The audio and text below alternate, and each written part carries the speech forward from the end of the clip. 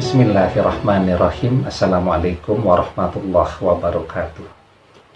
Bapak-bapak, ibu-ibu, mas-mas, mbak-mbak, khususnya adik-adikku sekalian yang dirahmati Allah dimanapun Anda berada, kembali di IIP Channel bersama saya, IIP Wijayanto. Kali ini tema kita adalah buat mantan menyerah, berpisah denganmu, dan menyadari kesalahannya. Ya, jadi manusia itu ya, ada yang usianya sudah matang, sudah di atas 25 tahun itu kita sebutlah manusia itu sudah matang dan sudah sangat dewasa ya, sudah siap untuk berumah tangga dengan baik dan benar, sudah memiliki kesiapan mentalitas yang baik ya, pemahaman wawasan yang lebih luas, basic bekal pendidikan yang memadai, dan tentu temperamen yang sudah terbentuk. Oleh karena itu, sebuah bangunan cinta kan isinya tidak mung senang-senang saja.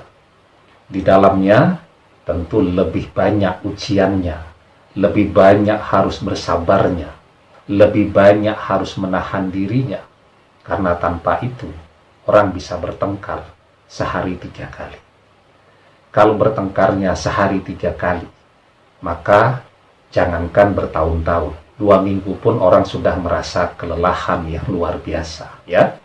Nah, oleh karena itu ya, pemahaman yang harus kita bangun di dalam diri kita, bahwa mantan itu ada orang yang memang kelihatan usianya sudah dewasa ya, bahkan mungkin sudah masuk klasifikasi sangat dewasa.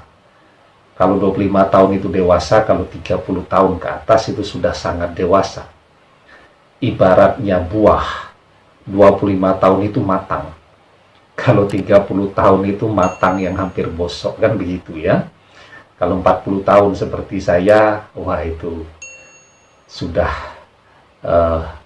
matangnya seharusnya sudah berlipat-lipat. Ya, kesabarannya seharusnya sudah berlipat-lipat. Kemampuan untuk ngampet emosinya seharusnya juga sudah berlipat-lipat, ya. Nah, tetapi di usia yang sudah sematang itu, ada manusia, mungkin mantan Anda, yang belum tahu mana yang baik, mana yang benar, mana yang salah, mana yang tidak, mana yang boleh dilakukan, dan mana yang tidak boleh dilakukan. Ini biasanya tipikal orang-orang yang lahir dari keluarga yang sangat dimanja. Bahkan dia tidak punya kemandirian untuk bisa mengambil keputusan sendiri di dalam hidupnya. Semuanya diputuskan oleh orang tuanya. Nah, maka dalam kondisi seperti ini, dia sekarang berpisah dengan Anda. Ya, bagi dia, dalam sudut pandang dia, Anda salah terus. Karena apa? Karena nilai benar dan salah, dia tidak paham. Ya, jadi orang-orang yang dikonstruksi di tengah-tengah keluarga yang sangat memanjakan dia, itu menjadi selfish, menjadi egois, menjadi childish, kekanak-kanakan, yang implikasinya dia tidak pernah paham bahwa kalau dia itu salah, yang dia pahami orang yang selalu salah terhadap diri dia. Itu namanya orang-orang yang egois. Dilalah kalau perpisahan itu terjadi dalam waktu berbulan-bulan, bertahun-tahun, dan dia sanggup mempertahankan untuk terus tidak berkomunikasi, walaupun cuma sekedar tanya kabar, itu menunjukkan bahwa yang bersangkutan itu egois dan kekanak-kanakan. Bahkan kanak-kanak juga tidak separah itu juga. Anda bisa lihat tuh anak-anak kita yang masih kecil-kecil, yang TK-TK itu, ya, ribut tuh, rebutan mainan ketika istirahat. Setelah didamaikan oleh bu guru, Istirahat berikutnya sudah bisa bercanda lagi, sudah bisa tertawa-tawa lagi, pulang bareng, jajan bareng, dan seterusnya. Tetapi, ketika sifat kekanak-kanakan ini terus dia bawa sampai usia dewasa, yang terjadi seperti itu. Yang terjadi apa? Yang terjadi, dia butuh untuk dikasih tahu mana yang benar, mana yang salah. Sebagai manusia, Anda juga mungkin punya kesalahan. Tetapi, letak kesalahan utama itu ada pada diri dia. Dan dia butuh dibantu untuk menunjukkan letak kesalahannya tadi. Ya, nah, jadi bagaimana caranya membuat dia menyerah? Ya tentu dengan memberikan informasi. Semaksimal mungkin dengan cara apapun yang halal yang bisa Anda lakukan. Anda harus menjelaskan, meletakkan duduk persoalannya. Dia harus tahu. Walaupun mungkin saat ini dia masih emosi. Tapi kalau dia tahu, lambat laun informasi itu akan terus diolah oleh pikiran, kemudian dikonfirmasi ke hatinya. Yang siapa tahu, suatu hari dia dapat hidayah untuk bisa menerima penjelasan itu tadi. Ya, nah, pergulatan antara pikiran kebenaran dan kesalahan itu kan selalu terjadi di dalam diri manusia. Ya, dan pada akhirnya waktu itu akan membantu orang untuk memahami di mana letak kesalahan dan di mana letak kebenaran. Ya, karena itu tapi agar dia menyerah, maka kuncinya apa? Anda harus yakin dan tidak boleh ragu-ragu bahwa Anda berada pada posisi yang benar. Dan Anda harus menjelaskan. Menjelaskan, kalau kemudian semua jalur diblokir, Ustaz. Bayangkan banyak cara ya. Anda tulis surat juga bisa. Kemudian Anda kirim email, itu memblokir email kan juga cukup sulit. Mosok orang zaman modern seperti ini tidak punya email. Oke lah, misal akun Facebooknya diblokir. Tapi kalau dia punya fanpage, kan fanpage tidak bisa blokir-blokiran. Ya, atau Anda menggunakan sistem karambol.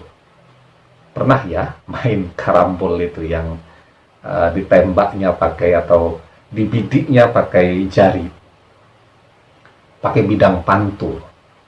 Ya, siapa yang Anda jadikan bidang pemantul tadi?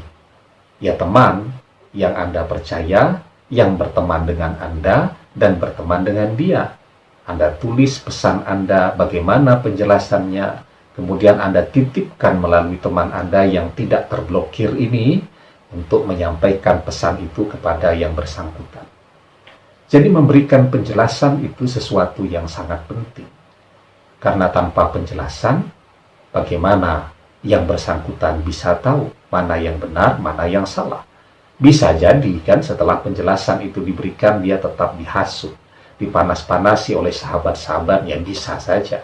Tapi paling tidak ketika kita yakin, keyakinan kita itulah yang kemudian akan mengundang turunnya pertolongan Allah Subhanahu wa Ta'ala.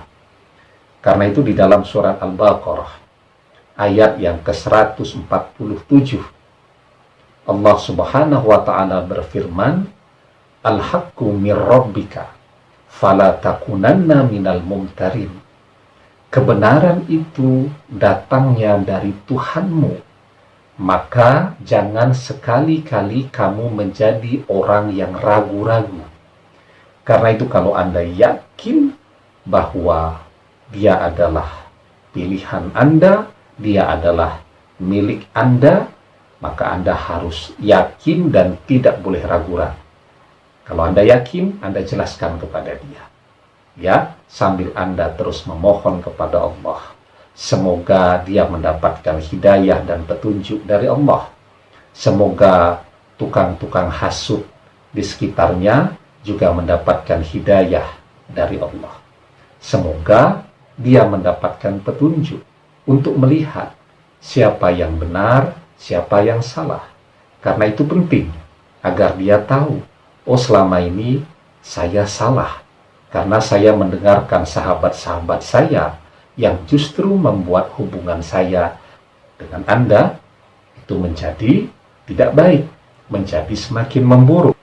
Ya, tetapi untuk mengundang turunnya hidayah kepada yang bersangkutan tadi, keyakinan di dalam diri Anda itu harus 100%. Ya, dengan modal keyakinan itulah Anda diperintahkan oleh Allah agar tidak ragu-ragu. Tidak ragu-ragu itu apa? Ya, salah satunya memperjuangkan cinta Anda hari ini, menyelamatkan keluarga Anda hari ini, maju terus, jangan ragu-ragu. Karena ketika Anda yakin, maka Allah akan memberikan pertolongan kepada Anda. Demikian, semoga bermanfaat. Wallahu a'lam bishawab, billahi taufiq wal hidayah. Assalamualaikum warahmatullahi wabarakatuh.